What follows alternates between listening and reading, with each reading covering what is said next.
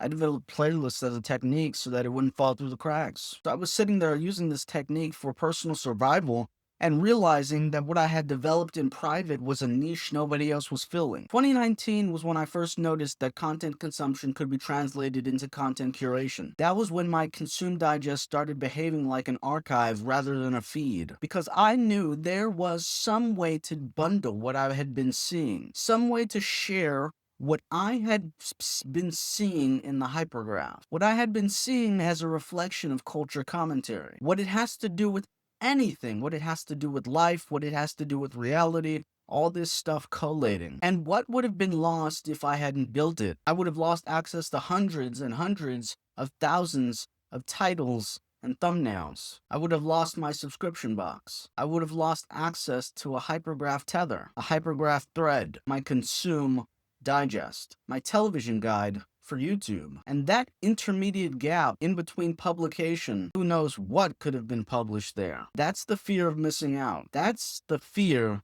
of a dormant YouTuber waking up and publishing, and I can't see it. And that really dawned on me, like, after accruing so many subscriptions, over 1,300, and getting to a point where the velocity rate was so large. How do I manage it? How do I manage the content creator publishing news content every single day versus that person who comes one in a million chance, falls through the cracks? I developed playlists as a technique so that it wouldn't fall through the cracks.